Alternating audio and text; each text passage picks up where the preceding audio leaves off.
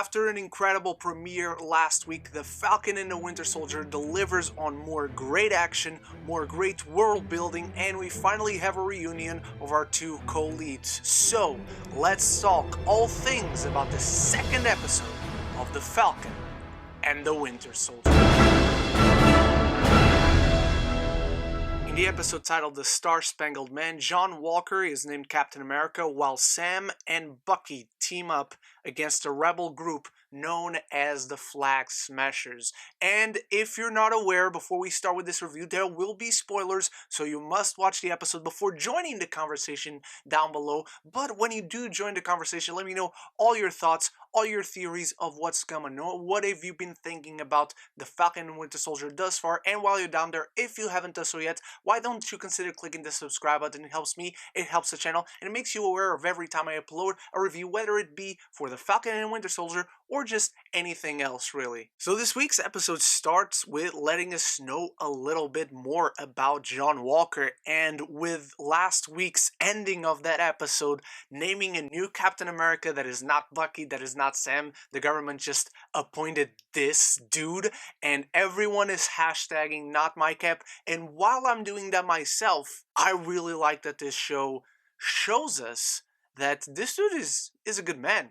He's a good guy. He's got all the best intentions in the world. He's only trying to give the people what someone carrying this legacy should do. He's not trying to be Steve Rogers.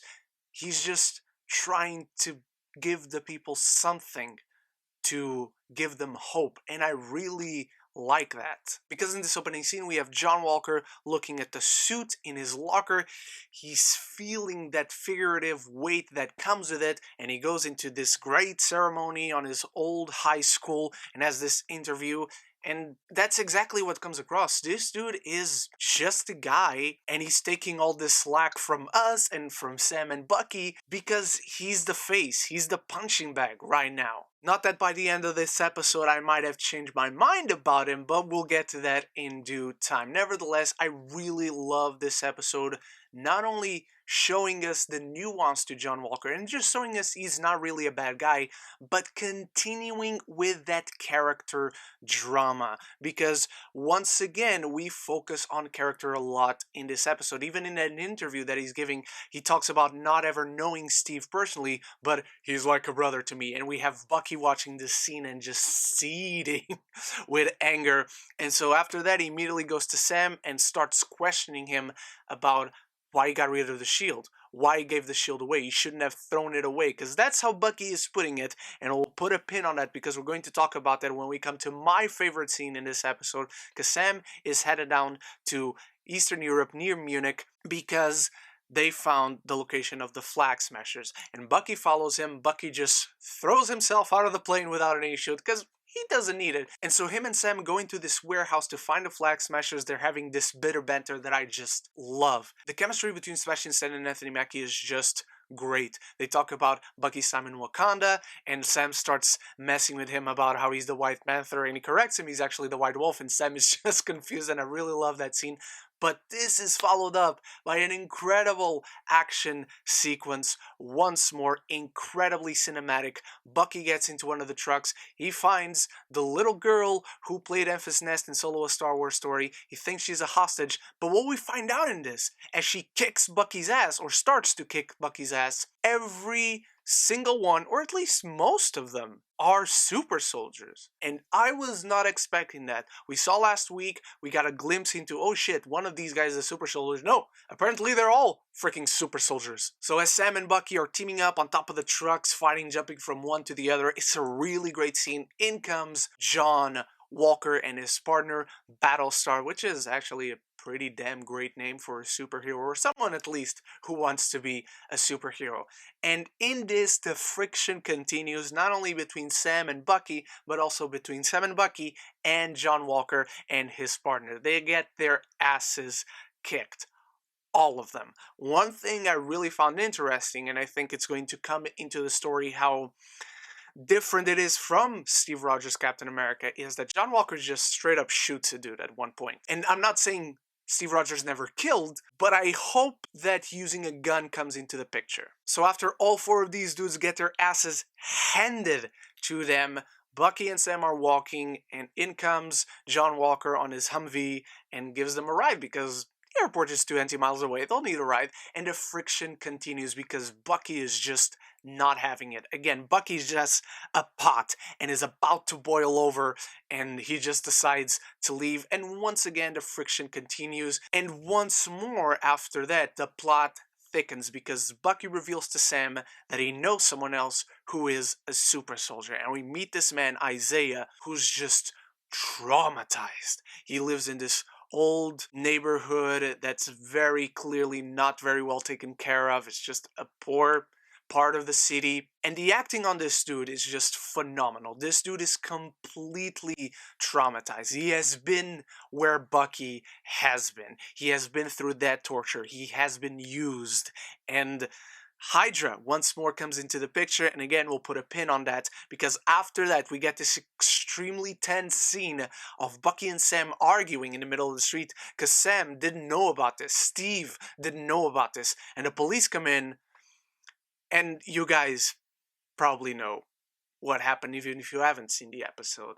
This scene had my heart racing for a second, and I just found myself once more just disgusted, which was the point of the scene. That was the point. So I'm not criticizing the scene. The scene was very well executed. But man, I was once again so angry. And then they swerve us because Bucky turns out and gets arrested because he missed his court-mandated therapy. Because that is why he is having therapy. I didn't know that this past week. I didn't know that in the first episode. And so John Walker gets him out of jail. The therapist comes in and she demands to have a session between Bucky and Sam, both of them, and they confront each other. They just bring out what they have to bring out. And what I really love is that we see the real reason. We see the real motivations behind Bucky and behind Sam, because Bucky, again, because of his trauma, if Steve, who believed in Sam, who left this shield to him, if he is wrong about Sam, then was Steve wrong about Bucky? And I freaking love that. I think that's compelling, I think that's profound and meaningful, and I think to some level even relatable on Bucky's part. Sam's reveal is not that surprising, but it's so understandable. Sam just doesn't feel ready to carry that legacy. He feels nobody should carry that legacy. He feels that shield belongs to Steve and to Steve only. And Sam doesn't see himself as that symbol because he's not ready, and he's not ready to say goodbye to Steve being Captain America. And so I think the friction that ensues between these characters has ensued so far, and I'm sure will ensue in the coming episodes, in the remaining 4 episodes. I think it's fascinating, and again, it's a lot of juicy character meat for the actors to chew on.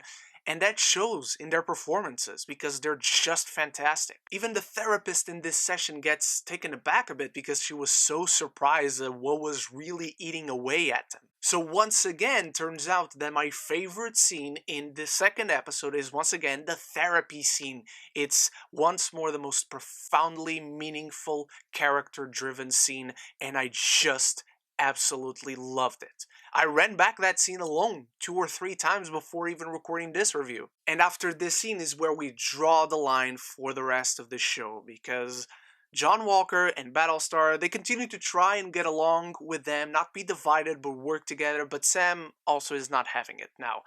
And John Walker just says, well then, you better stay the hell out of our way. And so the lines have been drawn. These dudes are not on the same team. We have a tag team match to headline Falcon and the Winter Soldier, which leads Sam and Bucky to a place of desperation. But before we get to that final scene, I gotta say, that last moment with the Flag Smashers, they're trying to get away, I assume with the serum, and their motivations turn out to be they want to bring the world back to where it was during the bleep.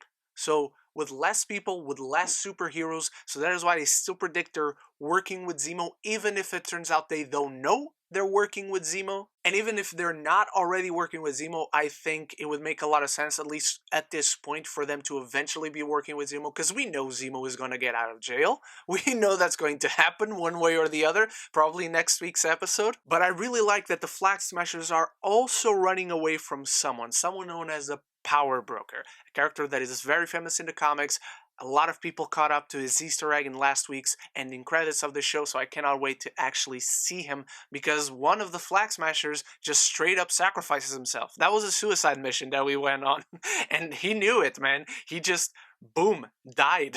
Which then leads us into our final scene, and that is Bucky, since he got nothing from Isaiah, because he just couldn't. Again, that scene was really freaking good. That dude is beyond traumatized. So Bucky decides, let's go to Zemo. Let's go find out what Zemo knows, because this is somewhat, somehow, even if indirectly related to Hydra. So we get this look into Zemo in his cell after Bucky's decision, and Sam reluctantly agrees in the end. So what we got in this episode was, once again, more compelling character-driven drama, an amazing action sequence. The lines are drawn in this episode with our anti-heroes John Walker and Battlestar, and Sam and Bucky. We have the Flag Smashers, who also have their motivations and are also being persecuted by someone. I'm seeing a team up between Sam and Bucky and the Flag Smashers, and then maybe John Walker, who has no superpowers, by the way. He's just